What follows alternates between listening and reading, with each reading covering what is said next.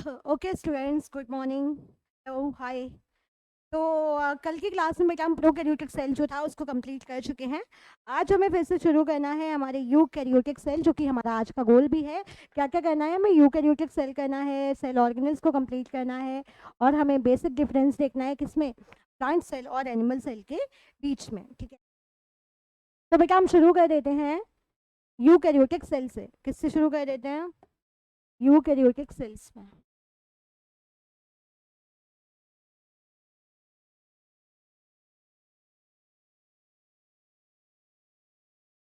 Eukaryotic cell. देखिए, अब eukaryotes organism में बेटा हमारी तीन कैटेगरीज हमें देखने को मिल जाएंगी। एक तो हमारे होंगे प्रोटिस्टा, ठीक है। एक होंगे हमारे प्लांटे, एनिमेलिया और फंजाई। अब बेटा जो बेसिक जो स्ट्रक्चरल डिफरेंस आता है दोनों में, वो आता है प्लांट सेल और एनिमल सेल के बीच में। जो मेन पॉइंट ऑफ डिफरेंस आएगा वो हमारा आएगा प्लांट सेल और एनिमल सेल के बीच में। अब सबसे पहले तो बेटा अगर हम यूकैरियोटिक सेल को डिफाइन करें, टू न्यूक्लियस पाया जाएगा प्लस मेम्ब्रेन बाउंड ऑर्गेनेल पाए जाएंगे। क्या पाए जाएंगे? Membrane bound organelle. ठीक है, मेम्ब्रेन बाउंड ऑर्गेनेल भी इनमें देखने को मिलेंगे।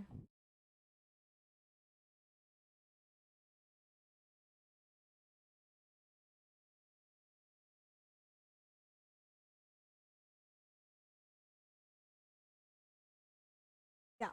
ठीक है, मेम्ब्रेन बाउंड ऑर्गेनेल्स मिलेंगे और अलग अलग चीज़ें मिलेंगी। तो सबसे पहले तो बेटा हम कर लेते हैं कि दो जो मेन हमें सेल्स मिल रहे हैं यूकैरियोटिक टाइप में, दैट इज प्लांट सेल और एनिमल सेल। तो सबसे पहला जो पॉइंट बेटा यूकैरियोट को शुरू करने से पहले हम चलेंगे, that will be difference between plant and animal cell. ठीक है, सबसे पहला जो पॉइंट हम करेंगे that will be difference between plant and animal cell. Clear है? तो हम बना लेंगे हमारे दो डब्बे। एक तरफ हम लिखेंगे प्लांट सेल, एक तरफ लिखेंगे हम अपना एनिमल सेल।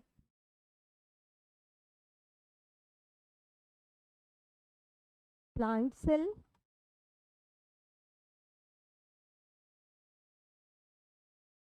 Animal cell. सबसे पहला जो बेटा पॉइंट ऑफ डिफरेंस आ जाएगा, that will be plant cell में क्या होगा? Cell wall is present, cell wall is present. और एनिमल सेल में क्या हो जाएगा? सेल वॉल इज एब्सेंट, यानी कि यहाँ पर कोई भी सेल वॉल आपको देखने को नहीं मिलेगा।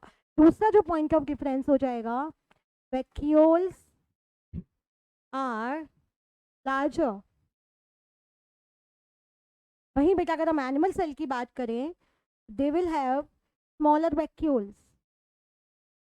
Smaller vacuoles. जो हमारे प्लांट सेल्स होंगे बेटा, इसके पास में होगा प्लास्टिड,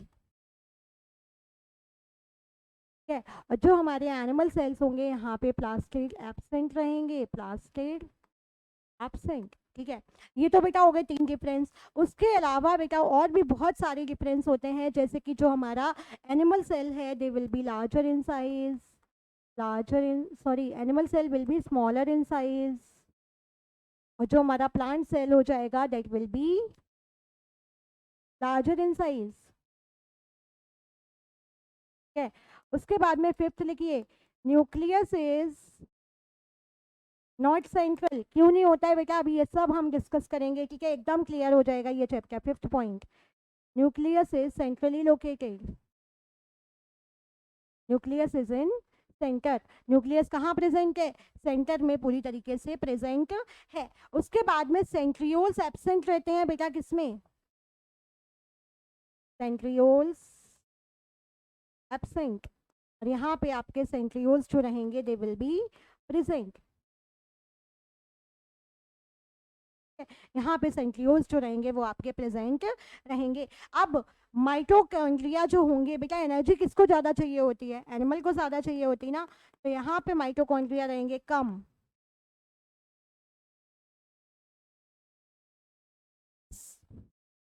इन नंबर, और यहाँ पे 7th हमारा पॉइंट आ जाएगा, माइटोकॉन्ड्रिया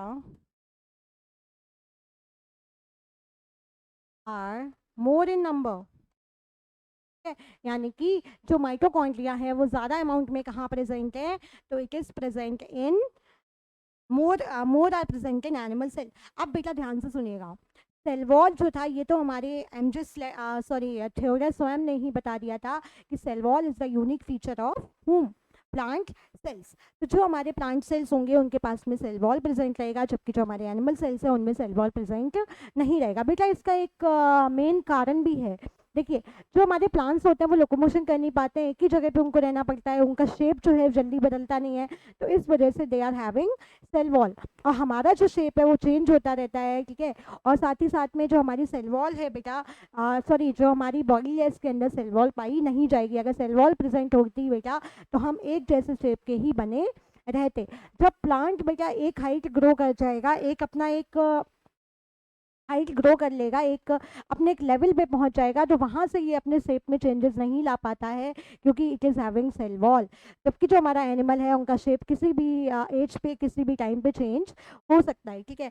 अब वैक्यूल्स प्लांट सेल में क्यों बड़े हैं, क्योंकि बेटा वैक्यूल्स का प्लांट सेल में काम होगा फूड स्टोरेज का। किसका काम होगा, खाने को स्टोर करने का। आप खाना बना कौन रहा है, प्लांट्स ही बना रहे हैं, हम तो सिर्फ कंज्यूम कर रहे हैं। ऑटोट्रॉप्स कौन है, प्लांट्स ही तो है ना। तो वैक्यूल्स जो है वो लार्जर कहाँ होंगे, प्लांट सेल में, और छोटे कहाँ होंगे, एनिमल सेल्स में, ठीक है। उसके बाद में अगला पॉइंट बेटा हमने देखा था कि न्यूक्लियस जो है वो सेंट्रल है एनिमल सेल में, और जबकि नॉन सेंट्रल है हमारे प्लांट सेल में। इसका रीज़न पता है, नहीं पता है तो मैं बताऊंगी अभी। देखिए, प्लांट सेल में बेटा जो मैक्सिमम स्पेस है that is covered by the vacuole. अब वैक्यूल जो मैक्सिमम स्पेस को कवर कर रहा है, तो जो बेटा हमारा न्यूक्लियस होगा वो पेरीफेरी की तरफ चला जाएगा। कहाँ चला जाएगा, टुवर्ड्स पेरीफेरी, ठीक है। और जो हमारा एनिमल सेल रहेगा उसमें न्यूक्लियस जो रहेगा वो हमारा बीचों बीच रहेगा।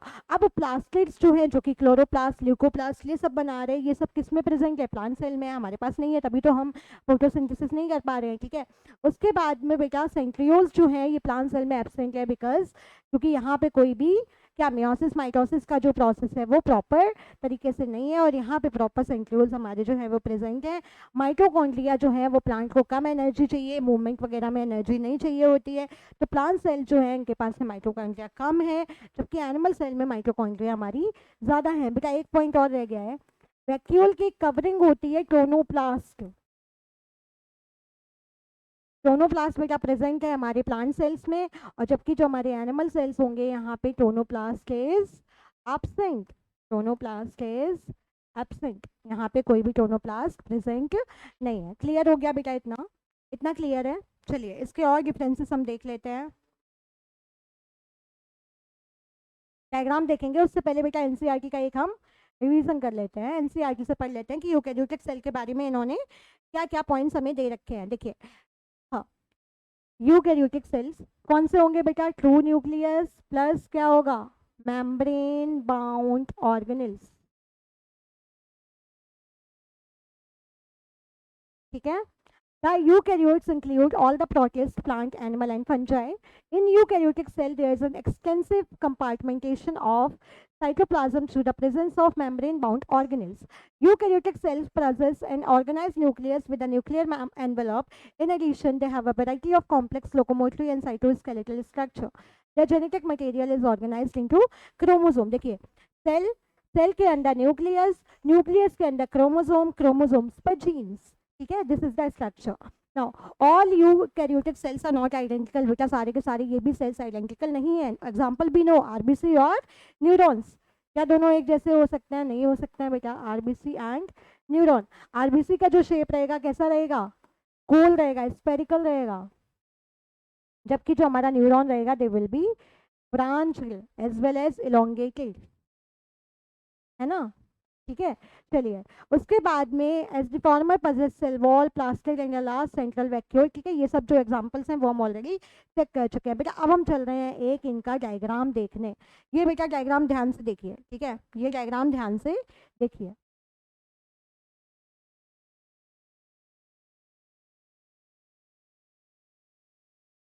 ये दो डायग्राम्स जो हैं बेटा, ये दोनों के दोनों एनसीईआरटी के डायग्राम हैं।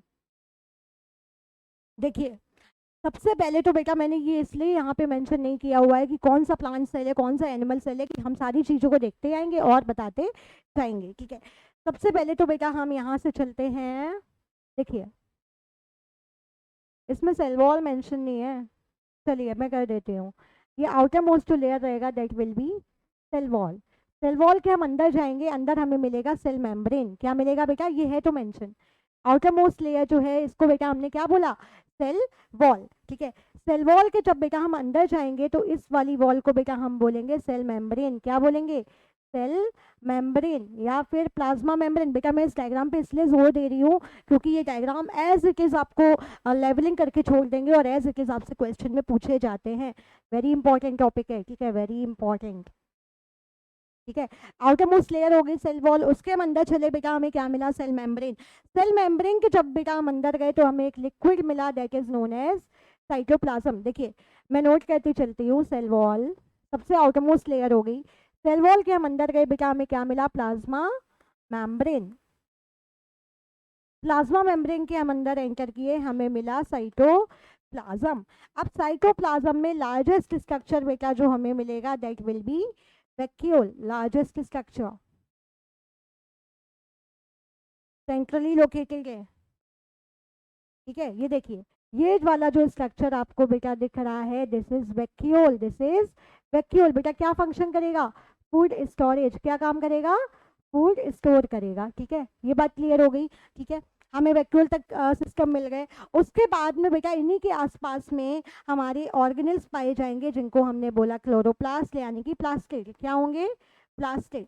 यहीं पर बेटा छोटे छोटे हमारे पॉइंट लाइक स्ट्रक्चर्स पाए जाएंगे जो कि हमारे होंगे राइबोसोम। यूकैरियोट का राइबोसोम कितने सब यूनिट का होगा बेटा, 80 सब यूनिट्स का। माइटोकॉन्ड्रिया जो है यहाँ पे कम होंगी नंबर में, माइटोकॉन्ड्रिया, ठीक है, जो कि क्या करेंगी, एटीपी सिंथेसिस। उसके बाद में बेटा प्लांट सेल का स्पेसिफिक फीचर है माइक्रोट्यूब्यूल्स। यहाँ पे क्या पाए जाएंगे, हमारे एक लाइन लाइक स्ट्रक्चर पाए जाएंगे जिनको हमने बोला माइक्रोट्यूब्यूल्स। उसके बाद में बेटा जो हमारा न्यूक्लियस है दैट इज एट पेरीफेरी, कहाँ पर है, पेरीफेरी पे लोकेटेड है। इसी न्यूक्लियस के मेम्ब्रेन को हम बोल रहे हैं न्यूक्लियर मेम्ब्रेन, जो कि न्यूक्लियर मेम्ब्रेन का फंक्शन क्या होगा, न्यूक्लियोप्लाज्म को साइटोप्लाज्म से अलग करना। ये सब बेटा अभी हम डिस्कस करते चले आएंगे, अभी मैं सिर्फ आपको डायग्राम जो डायग्राम है वो समझा रही हूँ। न्यूक्लियस के अंदर एक बॉल लाइक स्ट्रक्चर और प्रेजेंट है जिसको हमने बोला न्यूक्लियोलस। उसके बाद में बेटा पैकेजिंग स्ट्रक्चर्स हमारे प्रेजेंट है, गोल्जी अपैरेटस, न्यूक्लियर एनवलप मैं आपको बता चुकी हूँ, ठीक है। देन ये प्लाज्मा मेम्ब्रेन हो गई, ये वैक्यूल हो गया, मिडिल लैमेला हो गया। इधर आ जाते हैं बेटा, ये जो आपको सेल वॉल के ऊपर ब्रिजेस दिख रहे हैं, इस ब्रिज लाइक स्ट्रक्चर को वी हैव सीन प्लाज्मोडेस्माटा। अब बेटा क्या होता है कि क्वेश्चन में ये आपको दे देंगे कि सपोज दैट इसको हमने मार्क कर दिया ए से कि ए क्या होते हैं, आप भूल जाओगे, आप इसको या तो सेल वॉल लिख दोगे या प्लाज्मा मेम्ब्रेन लिख दोगे। तो यू हैव टू रिमेंबर कि ये जो शॉर्ट आपको ये जो पॉइंट लाइक स्ट्रक्चर्स दिख रहे हैं दीज आर प्लाज्मोडेस्माटा, जो कि ब्रिज का फंक्शन करेंगे, ठीक है।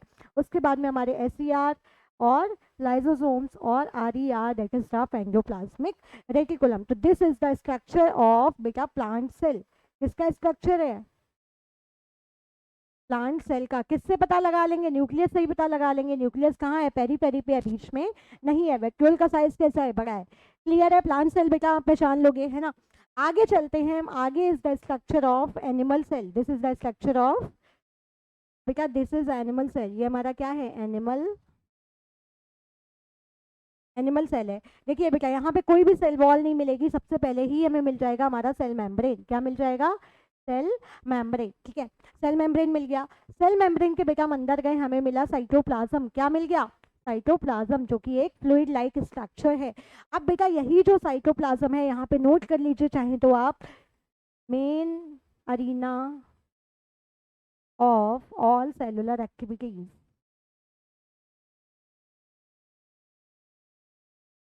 है, यानी कि सेलुलर एक्टिविटीज का ये मेन अरीना है। जितनी भी सेलुलर एक्टिविटीज हैं वो इसी साइटोप्लाज्म के अंदर हो रही होती है। देन हमारा है माइटोकॉन्ड्रिया। उसके बाद में वी आर हैविंग राइबोसोम्स, कितने सब यूनिट का होगा, 80s।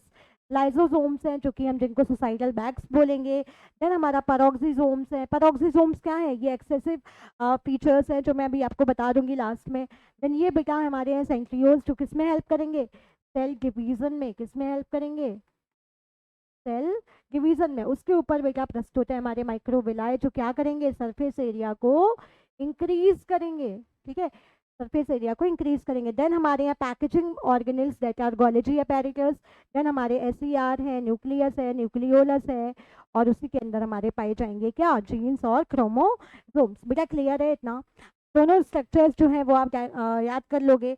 उसके बाद में बेटा हम ये देखते हैं दोनों के बीच में एक का हमने टेबल डाला हुआ है जिसमें हम प्लांट और एनिमल सेल को डिफ्रेंशिएट करेंगे, और इसी के जस्ट बाद बेटा हम शुरू करेंगे सेल ऑर्गेनल्स, ठीक है।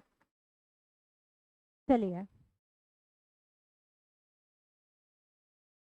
सबसे पहले बेटा हमने लिखा प्लांट सेल और एनिमल सेल। जनरली साइज में लार्जर कौन होंगे, हमारे प्लांट सेल। देखिए हमारी तो एक स्पेसिफिक हाइट की होती है, जबकि आप एक बैनियन ट्री, पीपल ट्री, इन सबको देखिए तो ऑब्वियस सी बात है कि सेल्स ज़्यादा इलोंगेटेड कहाँ पे होंगे, प्लांट में, ठीक है। तो usually they are larger than animal size, where animal cells are smaller than plant cell, ठीक है। इस animal cells are smaller than plant cells. Okay, उसके बाद में cell wall present in addition to plasma membrane and consist of middle lamellae primary and secondary walls. बेटा ये जो point है ये मैं आपको अभी डिस्कस करेंगे हम लोग, ठीक है, जब हम सेल वॉल करेंगे डिस्कस, ठीक है। ठीक है, अब और जो एनिमल सेल है उनमें पूरी तरीके से जो हमारा सेल वॉल रहेगा दैट विल बी एब्सेंट। उसके बाद में प्लांट सेल में प्रेजेंट है प्लाज्मोडेस्माटा डेटा ब्रिजेस, ठीक है, और जो हमारे प्लाज्मोडेस्माटा है इसका कोई भी आवश्यकता नहीं है एनिमल सेल में, तो ये एब्सेंट रहता है। क्लोरोप्लास्ट प्रेजेंट रहेगा, यानी कि हमारी जो प्लास्टिड्स हैं वो प्रेजेंट है किसमें, प्लांट सेल में, और जो हमारी क्लोरोप्लास्ट है ये पूरी तरीके से यहाँ पे एब्सेंट होंगी। वैक्यूल्स बेटा लार्ज और परमानेंट है हमारे प्लांट सेल में, और जबकि छोटे और टेम्पररी है हमारे एनिमल सेल में। किस वजह से, फूड स्टोरेज करने के चक्कर में, ठीक है। टोनोप्लास्ट जो है that is the covering of vacuole, बेटा ये बहुत इंपॉर्टेंट चीज़ है। टोनोप्लास्ट जो कवरिंग है वैक्यूल की वो प्लांट सेल में प्रेजेंट है, एनिमल में एब्सेंट है। उसके बाद में सेंट्रियोल्स बेटा एब्सेंट है, सिर्फ लोअर प्लांट्स के जो मोटाइल रीजन होते हैं उनको छोड़ के, जबकि जो हमारे एनिमल सेल है वहाँ पे सेंट्रियोल्स प्रेजेंट है। न्यूक्लियस जो है यहाँ पे प्रेजेंट है along the periphery of the cell, जबकि यहाँ पे एनिमल सेल में न्यूक्लियस आपको सेंट्रली डोमिनेटेड दिखेगा। लाइसोसोम्स रेयर हैं बेटा हमारे प्लांट सेल में, जबकि हमारे एनिमल सेल में लाइसोसोम्स जो है लार्ज अमाउंट में पाए जाएंगे।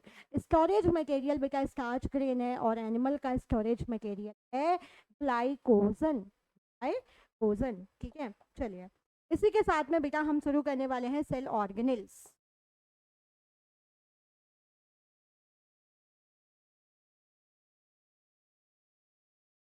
सेल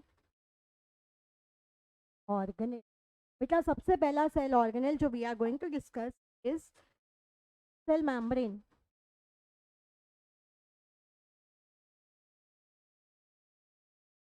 इसकी बात करेंगे बेटा, सेल मेम्ब्रेन की दूसरा नेम क्या है, प्लाज्मा मेम्ब्रेन। तीसरा नाम एक और भी है, semi permeable membrane, semi permeable membrane. तीनों एक ही मेम्ब्रेन के नाम है, ठीक है, तीनों एक ही मेम्ब्रेन के नाम है। सेमी परमिएबल बेटा क्यों बोला, क्योंकि सेमी परमिएबल इसलिए बोला क्योंकि ये सिलेक्टिव चीज़ों को ही अंदर आने देगी, बाकी सब चीज़ों को हमारे सेल से बाहर रखेगी, ठीक है। तो ये सेमी परमिएबल इन नेचर है, ठीक है, सिलेक्टिवली परमिएबल है, ठीक है। अब सेल मेम्ब्रेन जो टर्म था बेटा वो सबसे पहले यूज किया था नागेली ने। किसने यूज किया था, नागेली, नागेली एंड क्रैमर, एंड क्रैमर, ठीक है। सबसे पहले सेल मेम्ब्रेन जो शब्द था वो इस्तेमाल किया था हमारे दो साइंटिस्ट ने, दैट वर नागेली एंड क्रैमर, ठीक है। इसकी डिटेल बेटा जो स्टडी थी वो इलेक्ट्रॉन माइक्रोस्कोपी के द्वारा की गई थी, और 1950 में, ठीक है।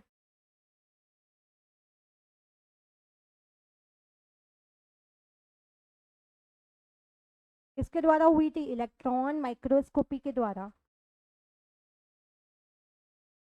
इलेक्ट्रॉन माइक्रोस्कोपी के द्वारा बेटा इसकी जो लार्ज अमाउंट में स्टडी थी वो करी गई थी। और बेटा साल मैंने आपको अभी भी बताया कौन से साल में की गई थी, 1950, दैट इज 1950, ठीक है, 1950 में स्टडी करी।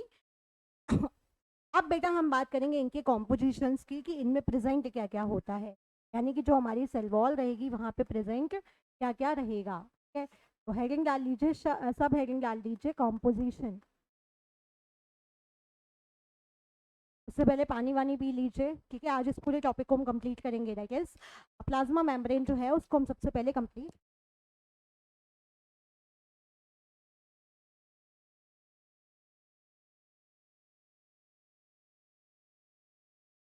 लिपिड्स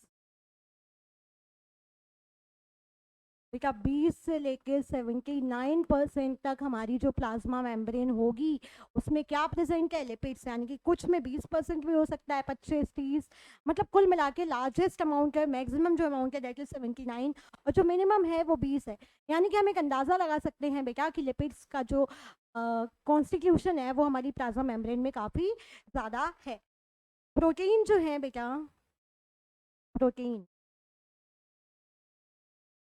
20 से लेके 70% तक क्या प्रेजेंट है बेटा, प्रोटीन है। यानी कि लिपिड से कम है, लिपिड से कम है, ठीक है। अब बेटा कार्बोहाइड्रेट्स जो हैं वो भी प्रेजेंट हैं। कार्बोहाइड्रेट 1 से लेके बेटा 5% तक, ठीक है। 1 से लेके 5% तक हमारा कार्बोहाइड्रेट भी प्रेजेंट है। क्या रहे बेटा, अब क्या बच रहा है, वाटर, मोस्ट इंपॉर्टेंट चीज H2O, जो कि होगा हमारा लगभग 20%। तो बेटा this is the composition of our plasma membrane. कितना है दोबारा देख लीजिए, लिपिड जो है वो 20 से लेके 80, लगभग 80-80% तक है। देन हमारा जो प्रोटीन है वो 20 से लेके 70% तक है। हमारे जो कार्बोहाइड्रेट्स है 1 से लेके 5% तक है। हमारा जो पानी है वो 20% तक प्रेजेंट। इतना क्लियर है बेटा, इतने में कोई डाउट समस्या। आगे बेटा हमारी एनसीईआरटी में कुछ कुछ जो हमारे सेल्स हैं उनके सेल मेम्ब्रेन का कॉम्पोजिशन दिया गया है, और जो कि हम मेंशन करेंगे, और आपको एज इट इज़ बेटा याद करना है, बहुत ज़्यादा ज़रूरी है, बहुत ज़्यादा ज़रूरी है, ठीक है। तो एनसीईआरटी के एग्जांपल्स के बेसिस पे बेटा हम कुछ एग्जांपल्स देखेंगे। फॉर एग्जांपल अब ये, अब पहले सबसे पहले तो ये देखिए, ratio is not fixed,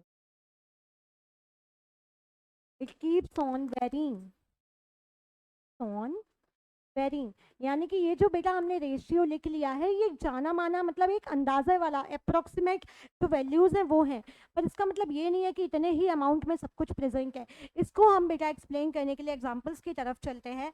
for example हमारा जो आरबीसी है, आरबीसी यानी कि जो हमारे क्या है, रेड ब्लड सेल्स हैं। बेटा अगर हम रेड ब्लड सेल के प्लाज्मा मेम्ब्रेन की बात करें तो इसके प्लाज्मा मेम्ब्रेन में प्रोटीनीशियस पार्ट जो है वो ज़्यादा होगा और लिपिड पार्ट जो है वो कम रहेगा। 52% बेटा जो रहेगा प्रोटीन रहेगा, और 40% लगभग जो होगा that will B lipid. Is that okay, is that okay, ठीक है। रेड ब्लड सेल्स हो गया। न्यूरॉन में बेटा उल्टा हो जाएगा, न्यूरॉन्स सेल्स बेटा 20% यहाँ पे सिर्फ और सिर्फ हमारा पाया जाएगा क्या, प्रोटीन। लगभग 79% बेटा है वेट्स, ठीक है। तो बेटा इन दो एग्जाम्पल से हमें पता लग रहा है कि एनसीईआरटी में भी बेटा हमारे दे रखे हैं, आते भी हैं, क्वेश्चन भी आते हैं यहाँ से। तो बेटा वी हैव टू रिमेंबर कि जो हमने कॉम्पोजिशन देखी है किसकी, सेल मेम्ब्रेन की, ये ज़रूरी नहीं है कि फिक्स्ड हो सारे सेल्स में, ये अलग अलग भी हो जाती है। क्लियर है बेटा, क्लियर है, इतना इतना नोट कर लीजिए, इतना नोट करिए।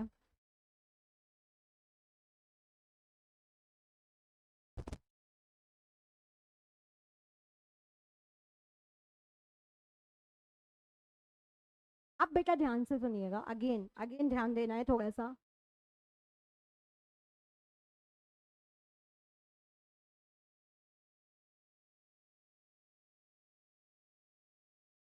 बेटा जो ये हमारा लिपिड मॉलिक्यूल है, ये जो हमारे लिपिड पार्टिकल्स होते हैं, ध्यान से देखिएगा, ये जो लिपिड्स होंगे इनके पास में दे हैव बोथ हाइड्रोफिलिक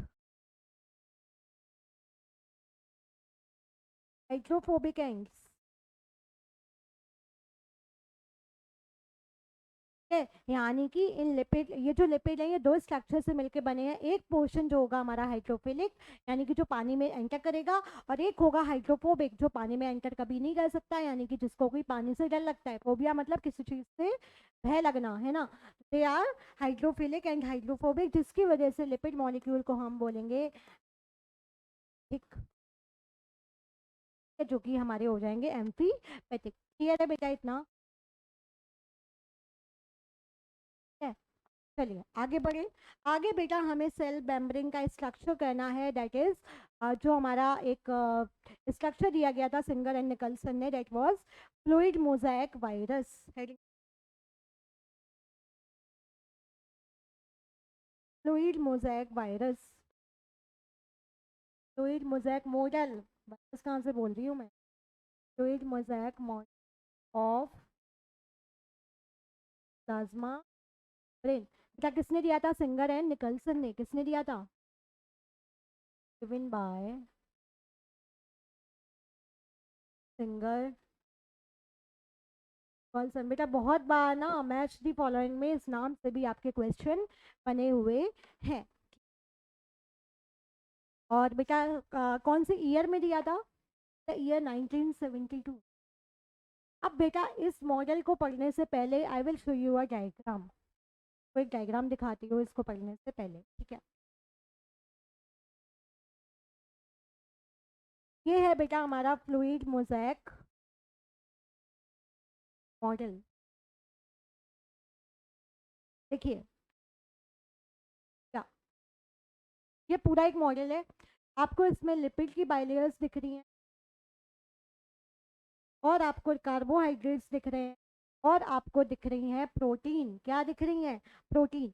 इसके अलावा बेटा यहाँ पे आपको channel protein, peripheral protein, protein, सारी प्रोटीन्स दिख जाएंगी। देखिए बेटा जो ये हमारी चैनल प्रोटीन है, इनका काम क्या होगा कि ये चैनल्स को ओपन करेंगी, क्लोज करेंगे इनफ्लक्स के लिए।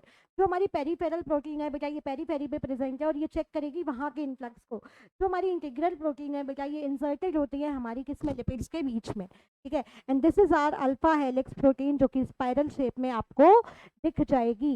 And these are globular protein, globular proteins हैं। और ये हमारी हैं ग्लाइको प्रोटीन्स, ठीक है। ग्लाइको मतलब जो हमारी कार्बोहाइड्रेट के साथ में एसोसिएटेड रहेंगी। और बेटा ये है हमारे कार्बोहाइड्रेट्स और ये है हमारे लिपिड्स और कोलेस्ट्रॉल। तो बेटा जो हमारा प्लाज्मा मेम्ब्रेन होगा वो इन सब स्ट्रक्चर से मिलके बनेगा, ठीक है।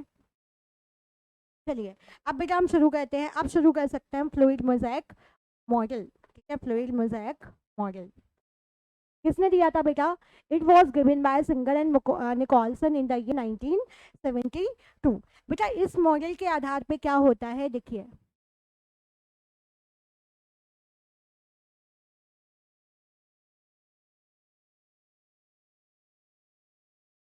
बेटा ये मॉडल सबसे पहले तो दिया क्यों गया था? तो ये इसलिए दिया था जिससे कि हम सेल मेम्ब्रेन की पूरी स्ट्रक्चर को, उसकी कंपोजिशन को अच्छे से समझ सकें, ठीक है। According to this model the plasma membrane do not have a uniform composition, a uniform composition, a uniform composition of lipid and protein, of lipid and protein, but यानी कि इस लाइन का मतलब क्या हुआ बेटा? यानी कि जो हमारा प्लाज्मा मेम्ब्रेन का मॉडल है, जब उसका हम स्ट्रक्चर देखेंगे तो ज़रूरी नहीं है कि वहाँ पे लिपिड्स और जो प्रोटीन है वो यूनिफॉर्मली एक लेयर में मौजूद है, ऐसा नहीं होता है, ठीक है।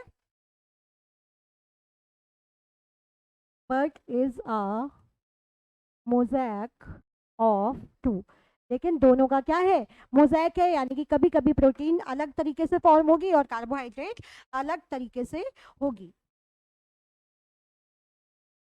अगला पॉइंट लिख लीजिए, the membrane is not solid, the membrane is not solid, solid नहीं है बट क्वासी फ्लूइड।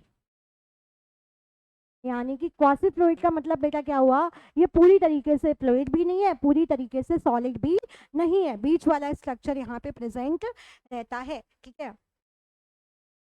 अब बेटा ये किस लिए हुआ? आखिर ये वाली चीज क्यों हुई? तो लिख लीजिए the fluid nature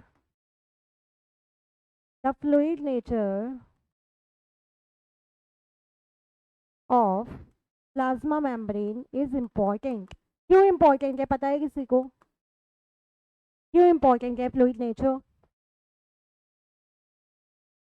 for functions like cell growth and cell division. बेटा जब कोई चीज सॉलिड हो जाती है ना, तो वहां पर आप उसके स्ट्रक्चर को अल्टर नहीं कर सकते इजीली। जब कोई चीज क्वासी फ्लूइड वाले नेचर में है तो स्ट्रक्चर्स इजीली वहां पे क्या हो जाएंगे, अपने आप को अल्टर कर पाएंगे। तो सिंस सेल में लगातार ग्रोथ और डिवीजन होती है, तो इसलिए हमारी जो सेल मेम्ब्रेन है दैट इज क्वासी फ्लूइड। ठीक है, अब बेटा ध्यान से देखिएगा कि स्ट्रक्चर अरेंज कैसे होंगे। देखिए इस तरीके की बाइलेयर होगी,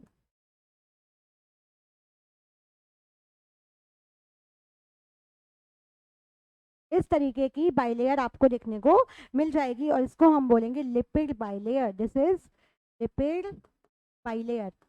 और बेटा इसी बाई मतलब दो, यानी कि लिपिड जो है वो दोनों तरीके से आपके एंड फॉर्म कर रहे हैं, और यहीं पे हमारी प्रस्तुत होगी प्रोटीन्स। यहीं पे हमारी क्या प्रेजेंट रहेंगी?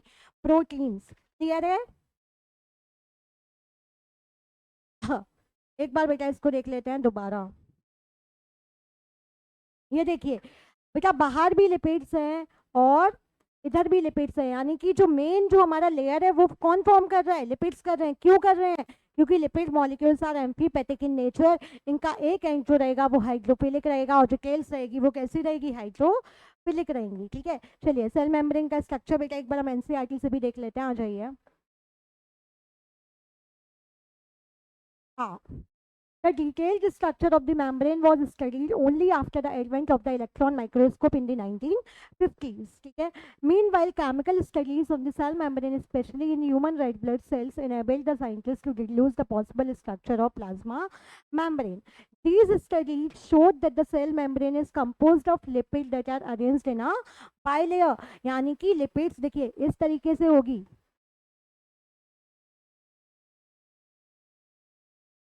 इस तरीके से अरेंज होंगे। ठीक है, also the lipids are arranged within the membrane with the polar head towards the outside cell. These will be बेटा पोलर हेड। पोलर हेड जो है वो सेल के अंदर वाला पोर्शन करेंगे, and the hydrophobic tails toward the inner part. और ये जो रहेंगी हमारी हाइड्रोफोबिक टेल रहेंगी, यानी कि जो हमारा हेड पोर्शन है दैट इज हाइड्रोफिलिक, और जो हमारी टेल्स है they are hydrophobic. This ensures that the non-polar tails of saturated hydrocarbons is protected from the aqueous environment since these are hydrophobic। और ये पोलर हेड बाहर की तरफ है, यानी कि जो हमारी टेल्स वाला रीजन है प्रॉपरली वो पानी से क्या रहेगा? बचा हुआ रहेगा। The liquid component of the membrane mainly consists of the phosphoglycerides। Later, biochemical investigation clearly revealed that the cell membranes also possess protein and carbohydrate, और इनका जो रेशियो है वो वेरी करता रहता है। The ratio of protein and lipid varies considerably in different cell types. In human beings, the membrane of the erythrocyte, यानी कि हमारे आरबीसी की बात हो रही है, has approximately 52% protein and 40% lipid। बेटा ये भी इंपॉर्टेंट है, आपसे अगर पूछा जाए कि ह्यूमन सेल में ऐसा कौन सा सेल्स है, ह्यूमन बॉडी में ऐसा कौन सा सेल है जहाँ पे प्रोटीन की जो मात्रा है वो ज़्यादा रहेगी और लिपिड की मात्रा कम रहेगी। यूजुअली क्या होता है, लिपिड की संख्या जो है वो ज़्यादा रहती है। Depending on the ease of extraction membrane protein can be classified as integral और पेरीफेरल प्रोटीन। पेरीफेरल प्रोटीन्स जो है वो पेरीफेरी पे मौजूद रहेंगी, इंटीग्रल रहेंगी बेटा वो इंसर्टेड रहेंगी। ठीक है, peripheral proteins lie on the surface of the membrane while the integral protein are partially or totally buried in the membrane। ठीक है बेटा, आ गया समझ में? उसके बाद में बेटा ये जो स्ट्रक्चर है ये हमारी एनसीईआरटी में दे रखा है। देखिए ये क्या है? Cholesterol. Cholesterol is a type of a lipid. ठीक है, उसके बाद में बेटा ये जो आपको यहाँ पे दिख रही है दीज आर ऑल प्रोटीन्स। ये जो आपको इंसर्टेड दिख रही हैं ये हमारी क्या है बेटा? ये हमारी हैं प्रोटीन्स। और प्रोटीन्स के ऊपर ये जो स्ट्रक्चर्स बेटा आपको दिख रहे हैं दीज आर कार्बोहाइड्रेट, यानी कि हमारा शुगर। और ये प्रोटीन जो इंसर्टेड दिख रही है भैया दिस इज इंटीग्रल प्रोटीन, है ना? पेरीफेरल और इंटीग्रल में अंतर कर लोगे। और ये जो बेटा आपको दो लेयर्स दिख रही हैं they are phospholipid sorry biolipid layer, यानी कि किसकी बनी हुई है? Biolipid layers. क्लियर है बेटा? कोई समस्या है यहाँ पे? फ्लूइड मॉज़ेक मॉडल समझ में आ गया? आगे बढ़ने से पहले we will write the functions of cell membrane. ठीक है, लिख लीजिए, अगली शॉर्ट हेडिंग डाल लीजिए, functions of cell membrane.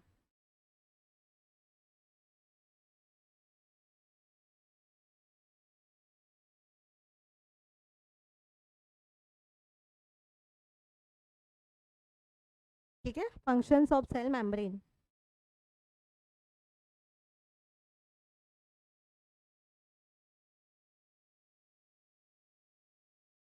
Number 1 point, prevent cell from injury. Cell को बेटा देखिए, इसके अंदर प्रेजेंट है साइटोप्लाज्म, लिक्विड प्रेजेंट है, तो बेटा ये क्या करेगा, ये सेल को किसी भी इंजरी होने से बचाएगा।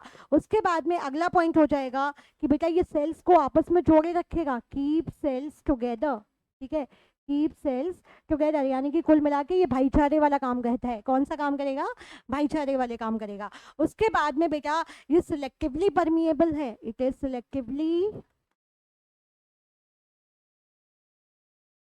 परमिएबल, यानी कि सबको अंदर नहीं जाने देगा, यानी कि अगर सब अंदर चले जाते बेटा तो रिस्क बहुत ज़्यादा हो जाता है इन्फेक्शन का, तो बेटा ये कुछ ही चीज़ों को बॉडी के अंदर जाने देगा। उसके बाद में बेटा इसमें ट्रांसपोर्ट के लिए कैरियर प्रोटीन्स हैं। ठीक है, have carrier proteins for transport. Transport के लिए बेटा यहाँ पे प्रस्तुत है हमारे पास क्या, कैरियर प्रोटीन्स। अब ये ट्रांसपोर्ट बेटा क्या हुआ, ठीक है, अब ध्यान से सुनिएगा बेटा। देखिए, ट्रांसपोर्ट तो चल ही रहा है हमारी सेल्स में, ट्रांसपोर्ट तो इधर से उधर होना ही है। ठीक है, तो बेटा एक शब्द आ जाता है, दैट इज मेम्ब्रेन ट्रांसपोर्ट। कौन सा शब्द आ गया,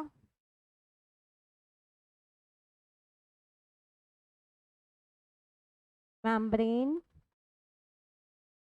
ट्रांसपोर्ट। है, कौन सा शब्द आ गया बेटा, मेम्ब्रेन ट्रांसपोर्ट। यानी कि मेम्ब्रेन के अक्रॉस, मेम्ब्रेन के अंदर दूसरे सेल में कनेक्शन, कनेक्टिंग सेल्स में जो ट्रांसपोर्ट हो रहा है उनका माध्यम। ठीक है, पैसेज ऑफ, इसको हम बोलेंगे क्या, passage of substrate, passage of substrate. ठीक है, यानी कि जो हमारे सबस्ट्रेट हैं उनका इधर उधर आना जाना। ठीक है, किसके अक्रॉस, अक्रॉस बायो मेम्ब्रेन, यानी कि हमारी सेल मेम्ब्रेन, बायो मेम्ब्रेन है, यानी कि हमारी सेल मेम्ब्रेन के अक्रॉस जितना भी हमारा मटेरियल का ट्रांसपोर्ट होगा। ठीक है, तो बेटा ये जो है ये 3 मेथड से होगा, it is occurred by the 3 methods.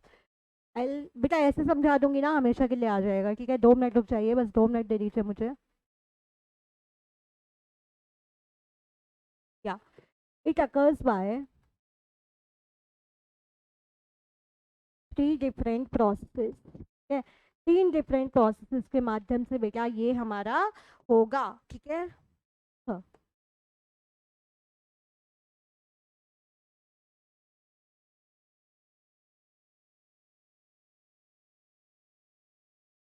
ठीक है, 3 माध्यम से हमारे मेम्ब्रेन के अक्रॉस जो ट्रांसपोर्ट है वो चलेगा।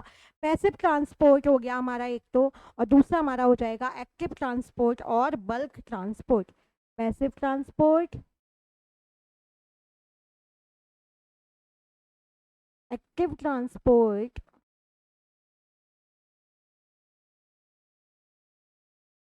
और last will be bulk transport. बेटा शब्द देख के बिल्कुल परेशान मत होइए, मुझे पता है कि इस टॉपिक में बच्चों को थोड़ा सा कंफ्यूजन आता है, मुझे पता है, ये बात बहुत अच्छे से पता है। ठीक है, तो हम इनको एक एक करके स्टडी कर लेंगे। देखिए, बल्क ट्रांसपोर्ट को हम नहीं करेंगे क्योंकि हमें इजली पता है कि इसमें क्या होगा, बल्क में चीज़ें आएंगी और हमारी परमिएबल जो मेम्ब्रेन है, हमारी जो प्लाज्मा मेम्ब्रेन है उसको ट्रांसफर कर देगी। बेटा जो मेन हमारे चिंता वाले कारण है वो है पैसिव और एक्टिव ट्रांसपोर्ट। ठीक है, इनको करने हम चल रहे हैं। सबसे पहले बेटा हेडिंग डाल लीजिए, पैसिव ट्रांसपोर्ट।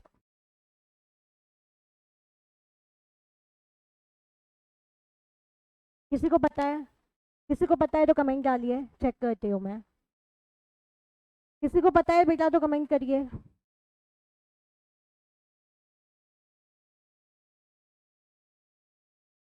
बेटा ये आलस वाले लोगों का है, देखिए पैसिव मतलब आलसी वाले का।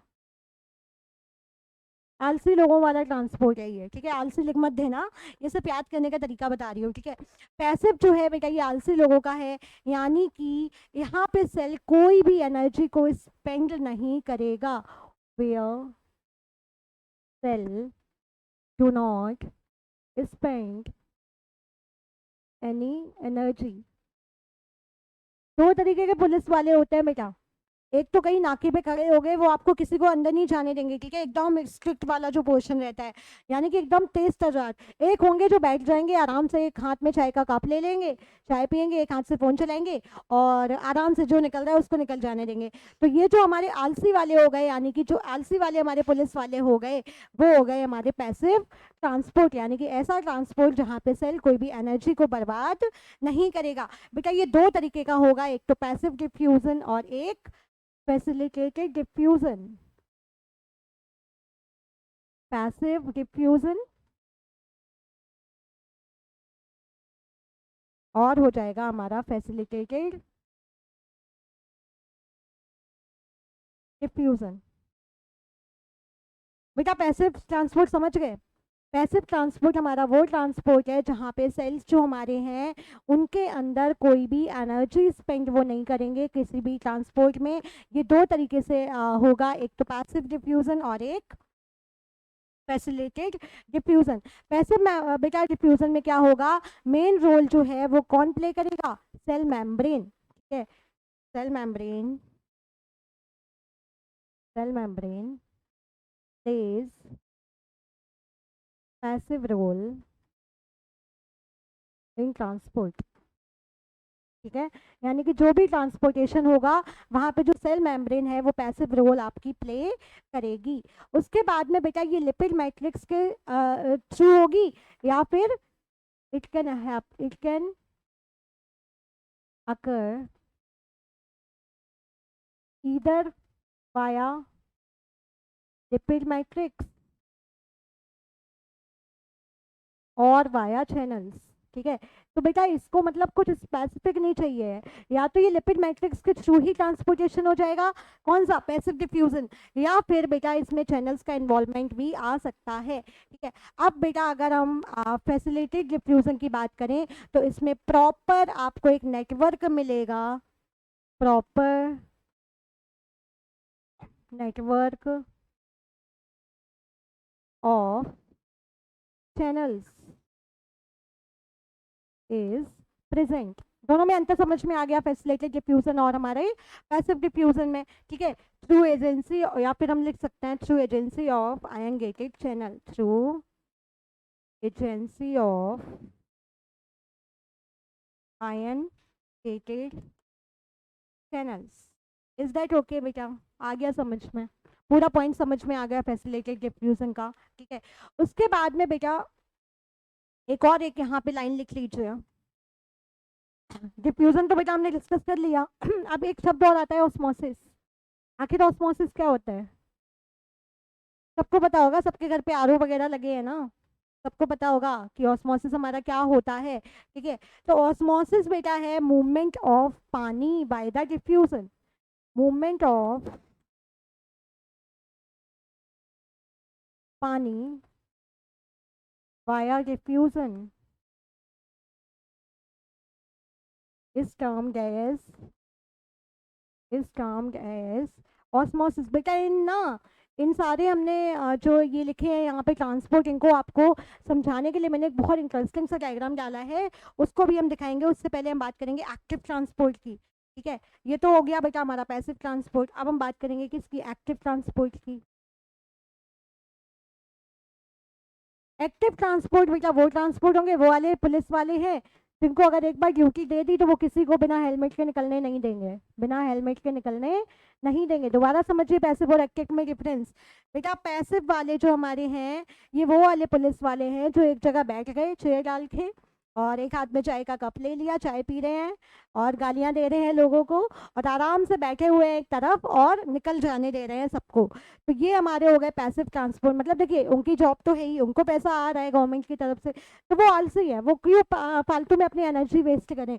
यानी कि पैसिव ट्रांसपोर्ट वो ट्रांसपोर्ट है जहाँ पे कोई भी एनर्जी वेस्ट नहीं हो रही है। पैसिव डिफ्यूजन और फैसिलिटेटेड डिफ्यूजन दोनों में अंतर अब आपको समझ में आ गया है। फैसिलिटेटेड वो वाला डिफ्यूजन है जहाँ पर आयंस क्रिकेट चैनल का प्रॉपर नेटवर्क है, जबकि जो हमारा पैसिव डिफ्यूजन होगा वहाँ पर चैनल्स प्रेजेंट भी हो सकते हैं और ज़रूरी नहीं है कि हो ही, और नहीं भी हो सकता। उसके बाद में बेटा हमारा आता है कौन सा, दूसरा हमारा आता है एक्टिव ट्रांसपोर्ट।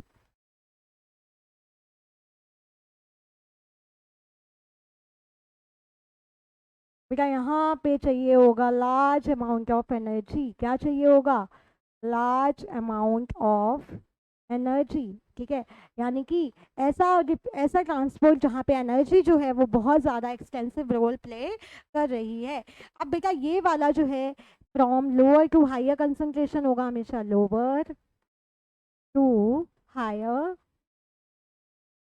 कंसंट्रेशन। लोअर यानी कि लोअर से लेके हायर कंसंट्रेशन तक जाएगा। कौन सा? ये वाला ट्रांसपोर्ट।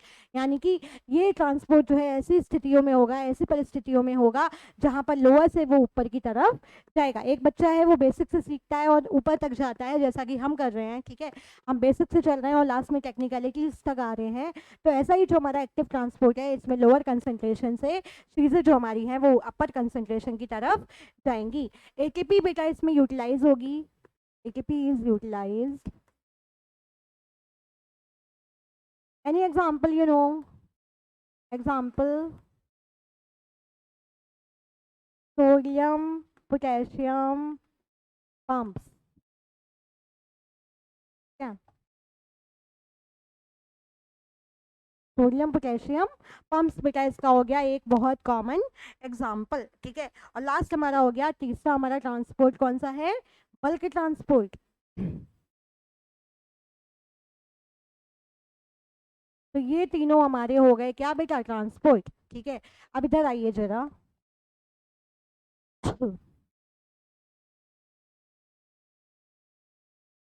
इधर देखिए, ये है बेटा हमारे मीन्स ऑफ ट्रांसपोर्ट। ठीक है, नंबर 1 जो हमारा है दैट इज शोइंग डिफ्यूजन।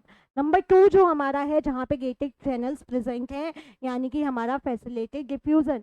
और बेटा तीसरा वाला जो हमारा है, मतलब ये जो तीनों है दोनों मिला के, इन दोनों को हमने एक शब्द दे दिया दैट इज पैसिव डिफ्यूजन।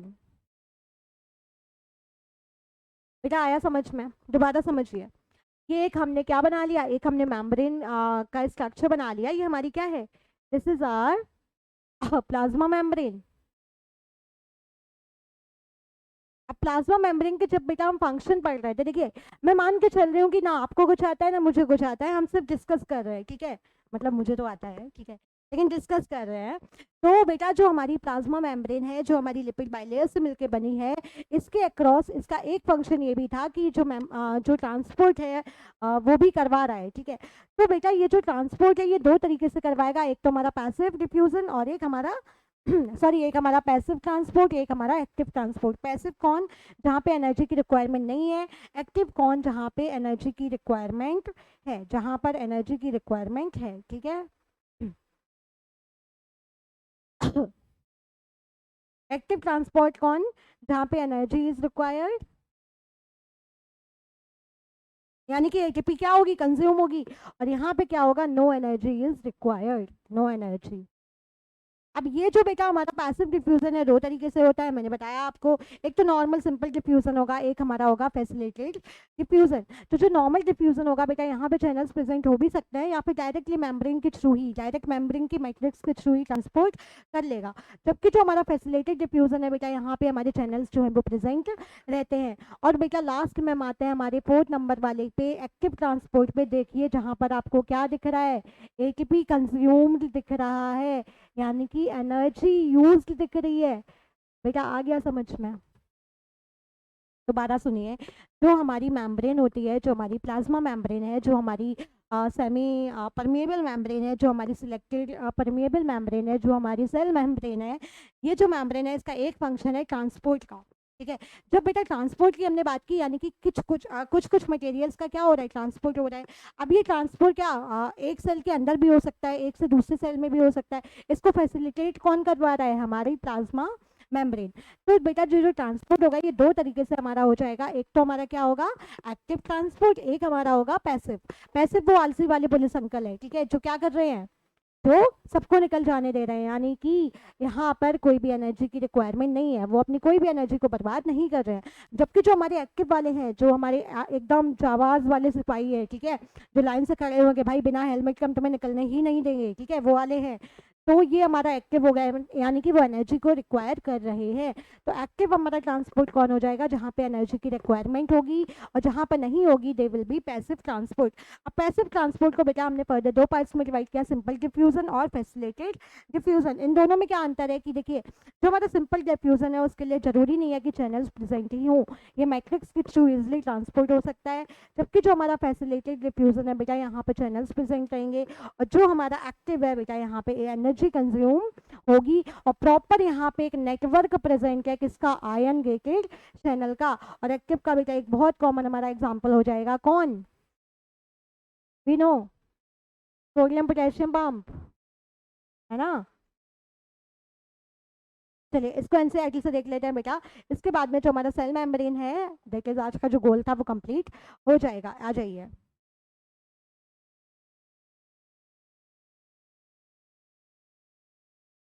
चलिए, हाँ। An improved model of the structure of cell membrane was proposed by Singer and Nicholson in the year 1972, widely accepted as the fluid mosaic model. According to this, the quasi-fluid nature of lipid enables lateral movement of proteins within the overall bilayer. This ability to move within the move across the membrane is measured as its fluidity. The fluid nature of the membrane is also important from the point of view of functions like cell growth, formation of intercellular junction, secretion, endocytosis and cell division. Important line है बेटा, mark कर लीजिएगा, ठीक है। चलिए, one of the most important functions of the plasma membrane is the transport of molecules across it. एक बहुत important features जो है हमारी plasma membrane का, that is the transport of material. The membrane is selectively permeable to some molecules present on either side of it. Many molecules can move briefly across the membrane without any requirement of energy, and this is known as passive transport. Neutral solutes may move across the membrane by the process of simple diffusion among the concentration gradient, that is from higher concentration to lower. यानी कि जो हमारा diffusion होगा वो उसमें होगा higher concentration to lower. Water may also move across this membrane from higher to lower concentration. Movement of water by by diffusion is known as osmosis. As the polar molecule cannot pass through the non-polar lipid bilayer, they require a carrier protein of the membrane to facilitate their transport across the membrane. A few ions or molecules are transported across the membrane against their concentration gradient, and that is from lower to higher. Such require energy, और इसको हमने बोला था active transport. तो बेटा आपको दो लाइनें ये भी याद रखनी है कि एक्टिव ट्रांसपोर्ट जो हमारा होगा ये होगा हमारा लोअर टू हायर कंसंट्रेशन, जबकि जो बेटा हमारा पैसिव रहेगा that will be higher to lower, ठीक है। ये पॉइंट भी हमें याद करना है।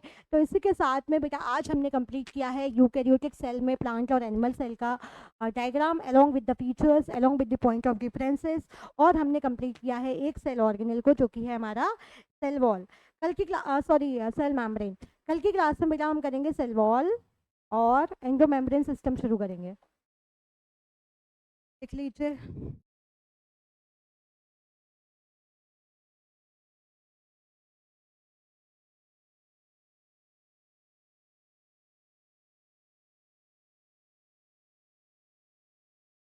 एंडोमेम्ब्रेन सिस्टम, और एंडोमेम्ब्रेन सिस्टम में बेटा हम करेंगे कल ER, एंडोप्लाज्मिक रेटिकुलम, जिसको हम फर्दर दो पार्ट्स में डिवाइड करेंगे, SER और RER, और उसी के साथ में करेंगे हम गोल्जी बॉडीज, ठीक है। तो ये बेटा है हमारे कल के गोल। कल की क्लास भी मिस नहीं करनी है, बिल्कुल टाइम पे आ जाना है। और इसी के साथ में बेटा आज की जो क्लास है उसको हम कहते हैं सम अप, और थोड़ी सी देर में आपकी फिजिक्स और केमिस्ट्री की जो क्लासेस है वो रेज्यूम होंगी। Thank you.